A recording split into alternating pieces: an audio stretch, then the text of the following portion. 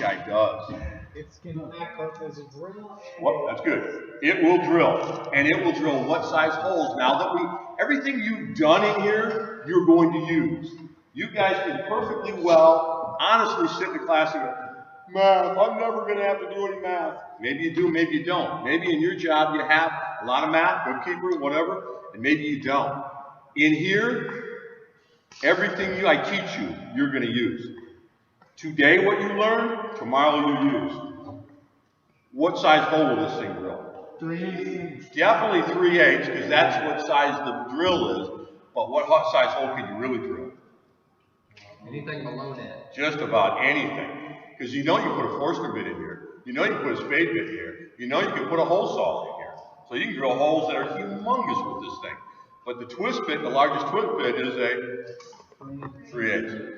So it will drill. What else will this thing do? It can act as a power screwdriver. Oh my gosh. So I can put screws in with this. And I can also unscrew things with this. Beautiful. So now this is getting more and more versatile. And for some of you people that know more, much more, what else can I do with this? What? Flashlight. No, this one doesn't have a light on it. Oh man, that's. What else can I do with Hey, keep this? a PG-13 on recording. There's a little pad that goes on here. I'm saying, Before I polish, I could do what? Sand. Sand. I can put a sanding pad on this thing and I can sand. I can sand with this. And then I can put a cloth on that pad. It's called a bonnet, like a little hat, bonnet. And it's a cotton cloth and it can sand. Okay? I'm sorry, polish. So I can wax or polish the car with this. Cool. Right now, they came out with another tool that goes on here that is as cool as can be. It goes on here and it works like a pair of tin snips. Wow. So you can sit there and cut tin with this. It's like, what? Cool stuff. There's a ton of stuff. And I bet there's stuff on here I don't even know how you can use it. A Dremel? Yeah, little wood carving. Good point. So this thing is extremely versatile. I'm going to tell you the name of this. The proper name for this, do not write it down. It is a 3/8 variable speed, forward reverse, keyless chuck, clutch, cordless drill. It's like, what? So what we're going to do is we're going to call it a 3/8 cordless drill. 3/8 cordless drill. That one right now. This is a 3/8 cordless drill. And this means that it is cordless. So it's cordless drill. Real nice tool. About $100. Spend $100 and get this. This is a very nice drill. And the battery itself can be replaced and put in other tools. Yes. You can buy kits that do the flashlight and the saws and all that stuff. But this is a really nice tool. Okay, now let's go over the parts and the components on here. Okay, number one. This black part right here is a chuck. This is a keyless chuck. I go like this, and I turn it like this with my hand.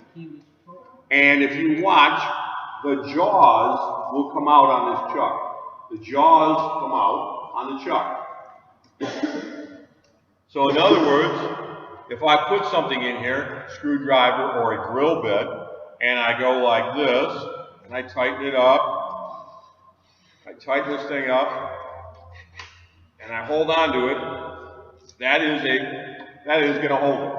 That is a keyless chuck. So in other words, if I were to use another drill, say this one for example, this guy's got a chuck on it also. And this guy, when you tighten it up, jaw comes out, there's a little key in the top of it. So this one's pretty easy to use because it's got a keyless chuck. Okay, now let's go over a few things.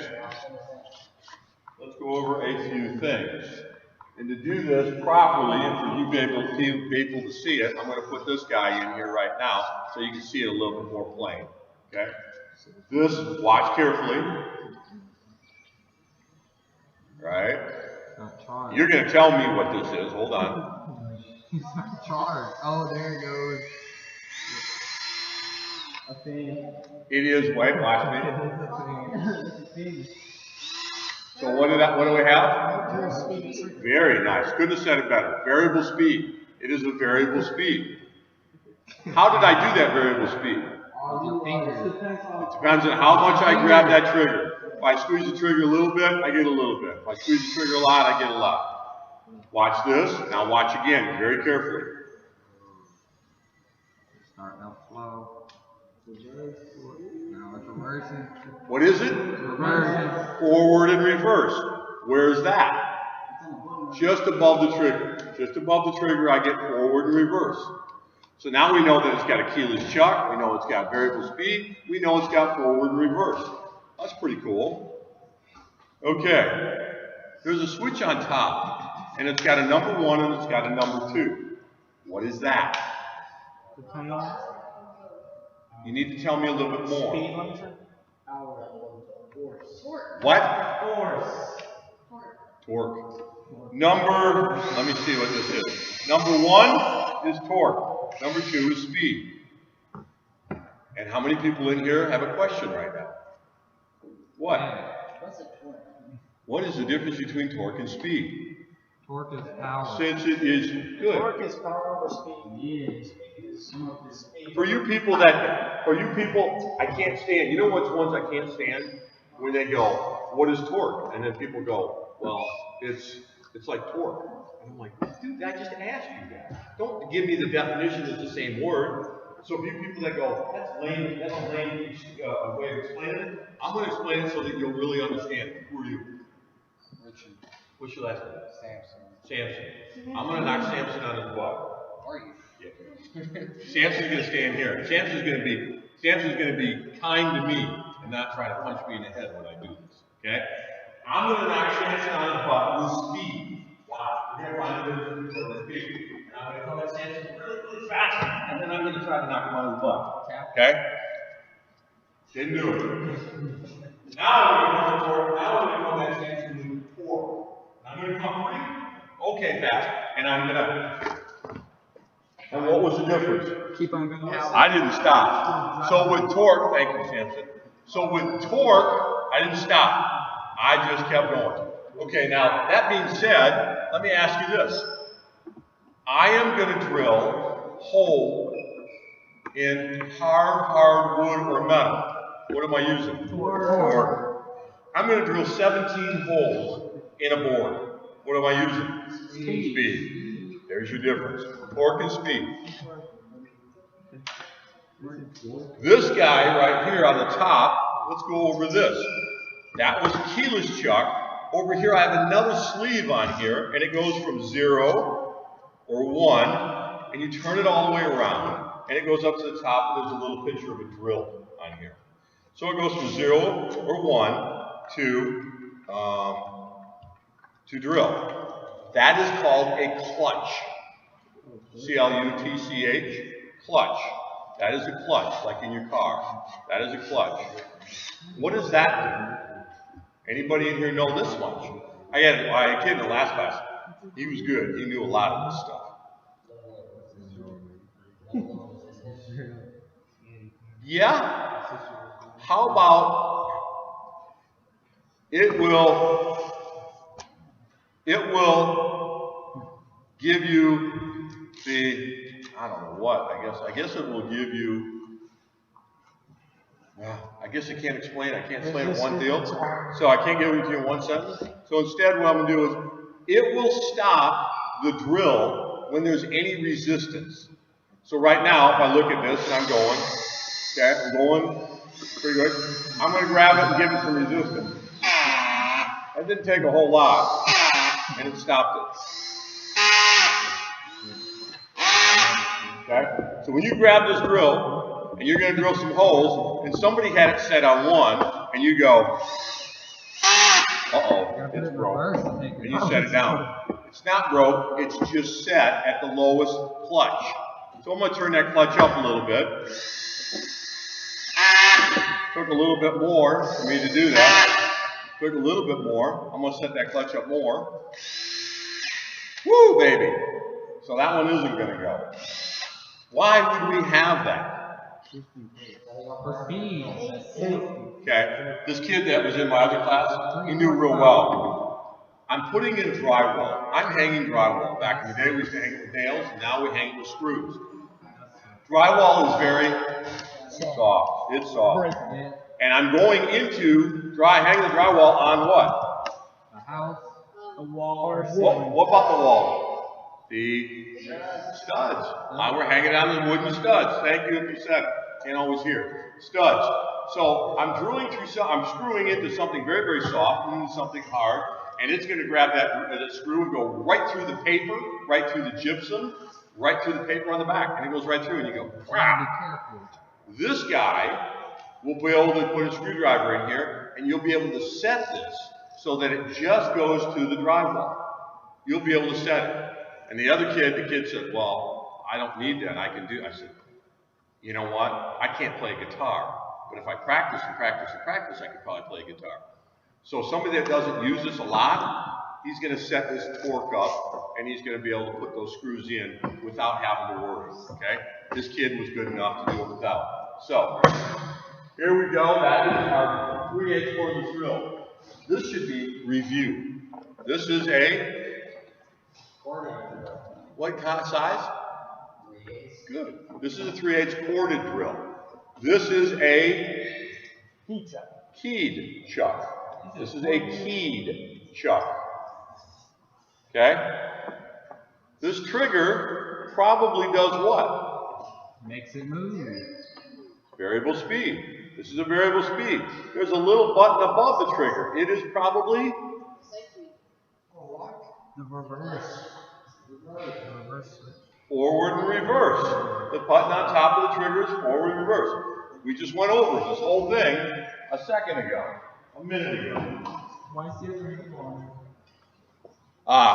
That one's got a lot more torque. So when you're doing something, I mean, like we're gonna put holes in, and it's gonna grab. You get a good drill, you get a good 1/2 inch drill, that baby will twist your wrist. It'll break your wrist. You get some of those drills that are torqued really, really low, and them babies catch, they'll break your wrist. Let's go over standards. This guy is a Mouse. It's a mouse. This guy's a mouse sander. This is going to get inside these little itty bitty corners, especially inside that box, inside that picture frame of yours. Little mouse sander.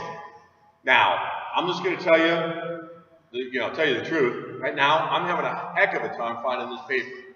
So don't expect to use this in a whole lot. When I can find the paper, I get it. But it's just such a weird shape, I have a hard time finding it. So otherwise, this is a mouse sander. I can, but it's such a waste of paper. You cut this weird shape, then the rest of the paper is gone. It's no good. And oh yeah, that reminds me also, this is a Velcro. So then that's special paper. So I cut up a piece of Velcro paper and it's like, Yeah, you definitely can. Oh, by the way, all the hand tools that we went over, they have a power version. They have a power version. So what was the hand tool for this? File or sandpaper. You have to use the sandpaper, you sand it, right? So what was the power version? What was the hand tool for that drill?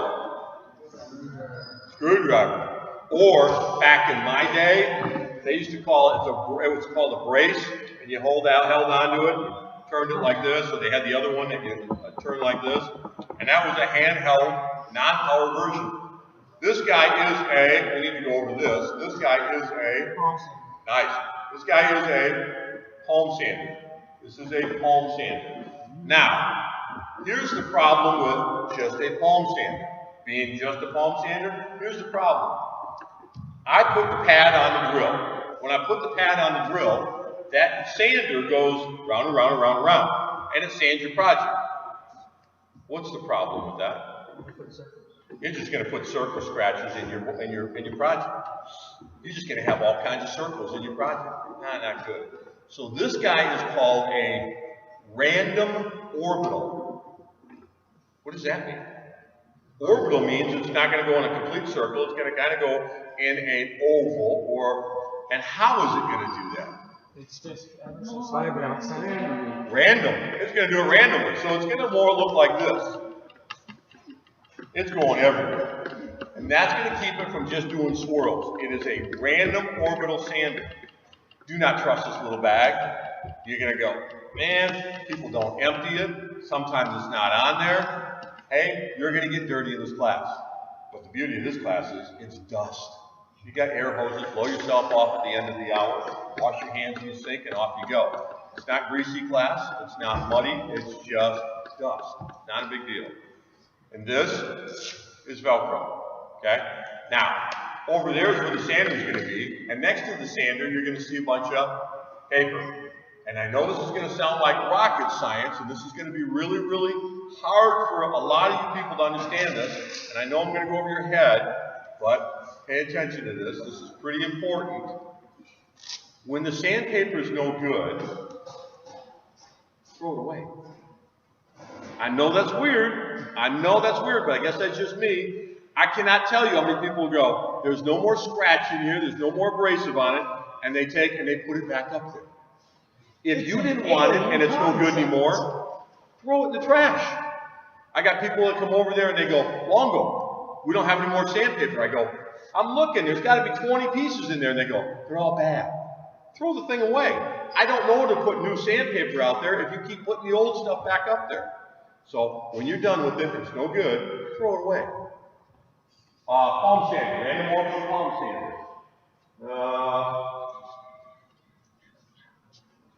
This guy. Can you help a brother out?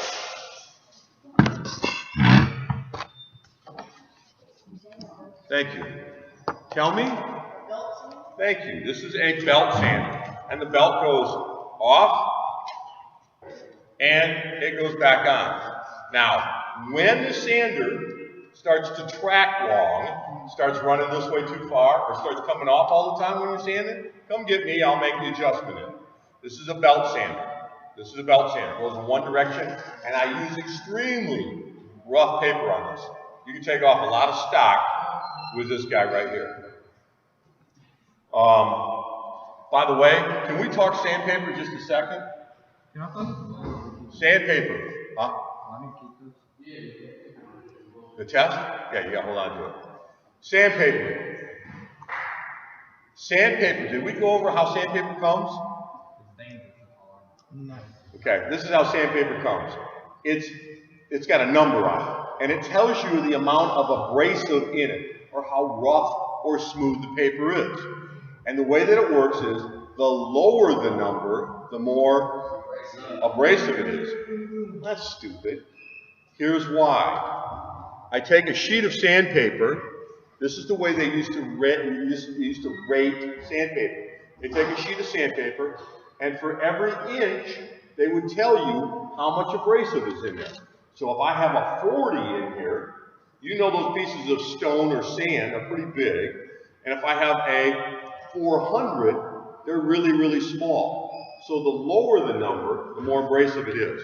So when you start on your project and you want to have sandpaper that is really, really rough, this is probably a 40 or 60 grit. That machine over there, same thing, probably a 40 or 60 grit paper. It's going to take off a lot of stuff. Anything lower than that? Oh yeah, they got like 25. I mean, there's some stuff that you can see, it's like stones on there.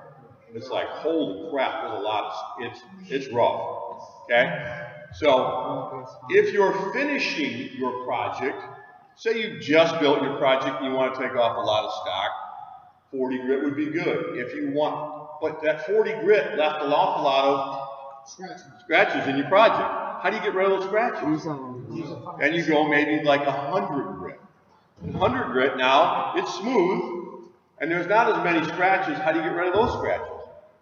About 150 grit, and now all of a sudden you don't see the scratches anymore. It's still smooth, but you don't see the scratches. So you have a nice finished project. So you're going to keep going up, up, up. People jump right away to 150 grit on their projects. Right away, 150. They go, look at how smooth it is. And I go, yeah, it's smooth, but there's big chunks in here. It's just you didn't take you got to start with the low paper first. Okay. Now, I said that every one of your hand tools will have a handheld power tool, and every one of your handheld power tools have a machine, piece of equipment. So this sander and that sander is the same thing. See the white one over there? This is a belt sander. Okay. Anybody want to tell me how much?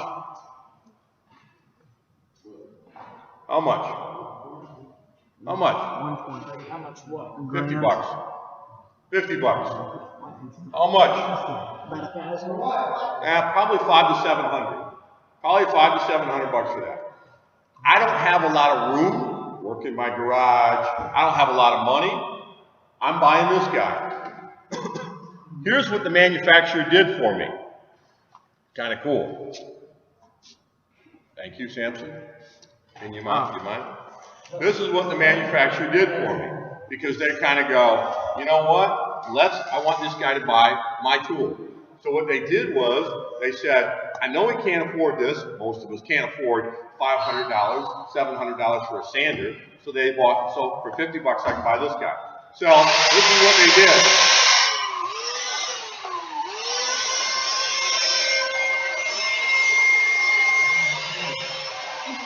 Make a mount for it. It stays on. This is what I'm going to do. And you guys just a little while ago, you used the bench vise, and now I can put this in a bench vise. I can turn it on.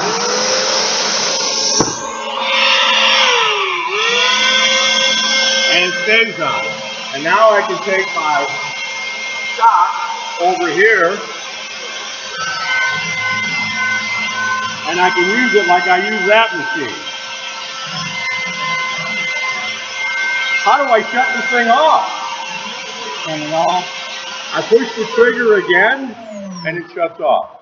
When I push the trigger again, it shuts off. So now, when you go and you're sanding like this, and all of a sudden it won't shut off, and you go, oh my gosh! How do you shut it off? Push the trigger again. You mind lining that up? Thank you. So those are our 3 sanders. This guy right here, as long as we're doing removing stock, this guy right here is it is an angle grinder, and it is a 4-inch grinder. Samson, me. You need this? No, need you to pay attention. This is a 4-inch grinder. 4-inch grinder. This guy might have a 25 grit on it. Usually we use this in metal, but once in a while, especially my second year guys build some stuff. A lot of guys find that there is money in signs. Right now, signs are hot stuff. Who are you? Britain? Britain? Can you do me a favor? Can you go back there with you?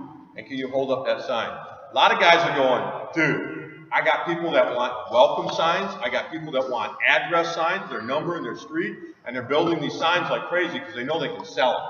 And so they're building and making signs. Well, when we do that, this is a nice little handy tool for that. So right now, somebody built a nice little wood shop DHS sign. Cool as can be. And it's 3-dimensional. Those letters come off, that frame comes out further. It's a 3-dimensional sign. Thank you, guys. So this is, we're good, thanks. So this is a really nice when you were doing a lot of carving. You guys probably won't use this, but you do need to know this. This is a 4-inch grinder. 4-inch grinder. Okay, let's go to the cutting tools. Yeah, I guess the sanders were cutting tool, but here we go. Skill saw. How much time do we have? Anybody? 4 minutes, we're good? Good, then I'll get into the big, long-winded, my opinion stuff, because I get real opinionated. Okay, everybody calls this guy a skill saw. However, let me ask you something. Black & Decker make one of these? DeWalt make one of these? Sears make one of these? Ryobi make one of these? Oh yeah, they all make one of these.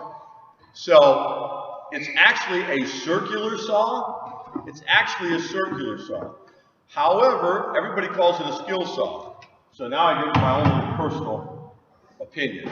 If you people are going into business and advertising and marketing, that's what you want to do. What is it that I want to do? You want your product to be the name of what people call it. Huh? That's just tool. Let me ask you this. I cut myself. I'm going to put a little peroxide on and I'm going to put on everybody calls it a Band-Aid. Everybody makes one. I mean, Johnson & Johnson, they all make them. It's an adhesive, bandage, strip. What do they call it? A Band-Aid. I got a nasty cold and I want to blow my nose into a Kleenex. Everybody makes one. It's a facial tissue. Nice jeans, dude, or nice Levi's. But they're not Levi's, they're jeans. Lee make them, Wranglers make them, everybody makes them. Oh, after dinner, I like to eat a dessert, a gelatin dessert. We all call it Jello. When I came down here, people ask me, you want a Coke? And I go, well, I'll have a root beer. You guys call everything Coke. It's not a Coke. Coke is the brand. And it's also a specific drink, Coca-Cola. Coca-Cola, exactly. It is a brand. Coke. Coca-Cola. Pepsi makes a Coca-Cola. So, I mean, you know, but that's the way it is. And that's, if you can do that, man, you're good. This is a circular saw. So, let's go over the parts. This is, hold on. This is the, hold on. That is the blade. Then this guy must be, Guard. what guard? Blade guard. This is the blade guard. Hey guys, you're getting this, right? Because we're testing over this. This is the blade guard. This is the on and off switch. Button, trigger, any one of those I'll take. This is the nice. Very nice. This is the table. This is the table. Very nice. What touches the table is the table. The table will turn. Turntable. The table will turn. Hey, why do we have this? Turn it a little bit this way. Why do we have this? What kind of cuts will this make? Angle cuts or miter cuts, specifically 45. What other kind of cuts will this make? Rib cuts. What other cut will it make? Very nice. So I can make a cross cut. I can make a rib cut. I can make a angle cut. What kind of cut will this not make? Curve, arc, irregular. It won't make a curve, arc, and irregular cut. What we learned a week ago, 4 different types of cuts, you're going to use now. You mind? That being said, let's go over this tool. This is a jigsaw. This is a jigsaw. Some people call it a scroll saw, jig or a scroll saw. Let's go over the parts of it. This is the blade. This must be the table. You mind? And this, of course, is the on-off switch, start-stop switch. Pay attention closely.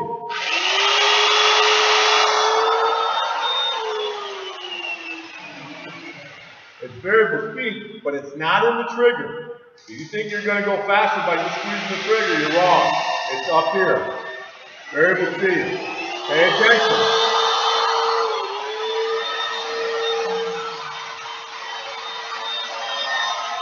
Again, I can lock this in a vise.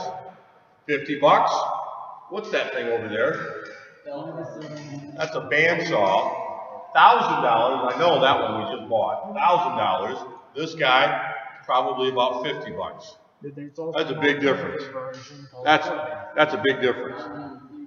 Okay? Unplug, please. What kind of cuts does this guy make? Curve, irregular, arc, and radius. What is it really kind of bad at Any kind of straight cuts. Straight cuts are going to be really, really rough on that thing. It's going to be hard to get a straight cut. This guy is a nice.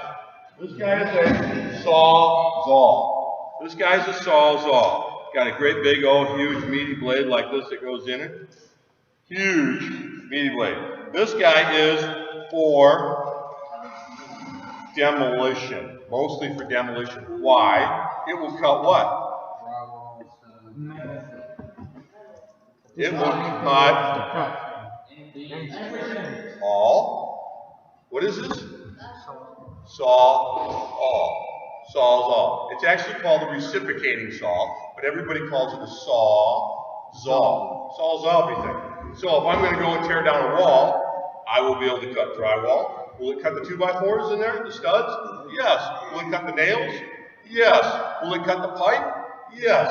Will it cut the electrical wires? Yes. Will it cut the plastic pipes? Sawzall. Cuts everything. Okay? Nice little tool. Nice tool to have. Okay. We are done, I think, with the cutting. Let's go to the fastening. This guy is a nail gun. This one is a finish gun. You've got two types of carpenters. And the two types of carpenters are rough and finish. Nice. You have either a framing or a rough guy. Either he's a rough or a framing guy. And what does he do? He builds the frame for the house. He builds the frame for the house. He builds the frames for the walls, for the ceilings, for the roof, for the stairs. He builds the rough structure skeleton of that house. He is a rough carpenter, rougher framing. And that's where this guy comes in here. This is a rougher framing gun. And this thing shoots 16 penny nails. This gun is powered how? Good. Or what it's called is pneumatic. Pneumatic is air, driven by air. Okay, that's kind of cool, but what does that mean? Oh yeah, this stuff is really dangerous. This is very, very dangerous. This is, and if we talk about this, I mean, I've hit a lot of nails in with a hammer, but you know, to me, it's gonna probably, to me, I'm probably gonna put in a nail, 16 penny nail. It's probably gonna take me 3 shots with it. If I hit it every single time, 3 shots, dead blows, boom. But this guy does it with one, and it countersinks it. What is countersink? Below the surface. It goes below the surface with one shot. So will this kill you? Yes, it will. Yes, it does. This is the safety right here. It will not shoot.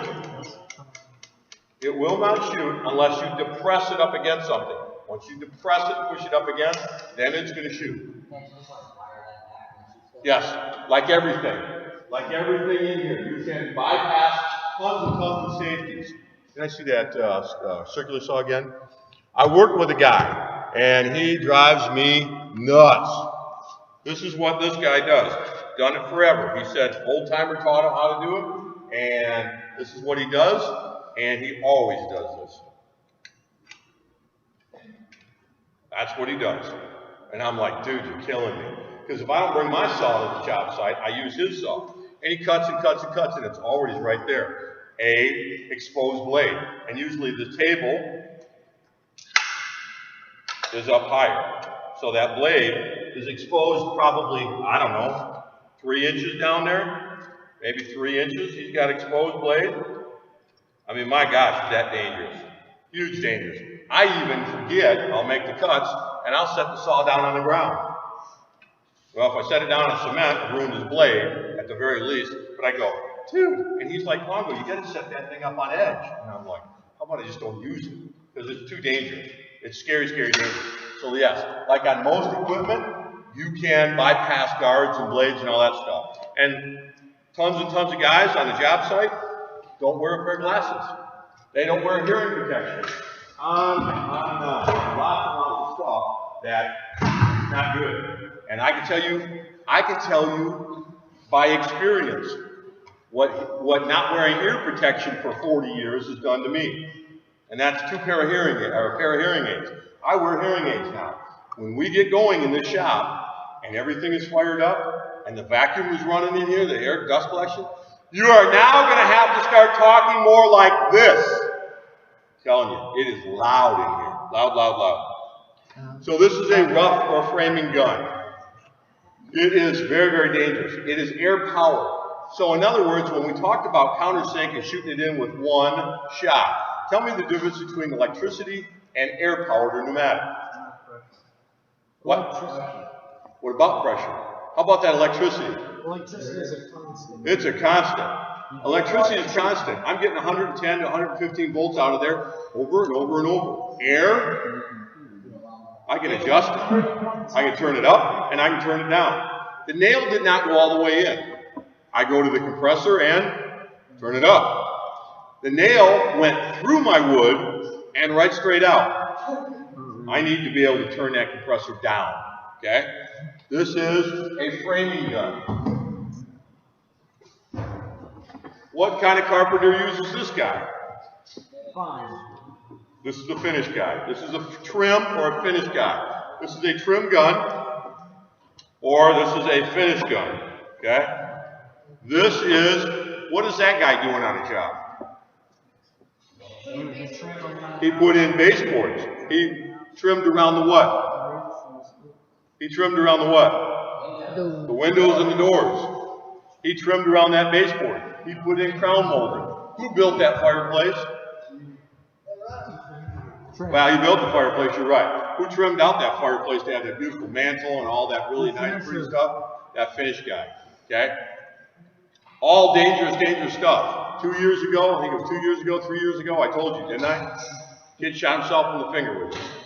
Right straight in. Dangerous stuff. That is our lecture. Friday, we are taking this test. This is test for Friday. Also, we will take and retest. So if you do not have your test, if you don't have 100 on your wood terms and joints, and if you don't have 100 on your non-power hand tools, study, study, study. Come in here on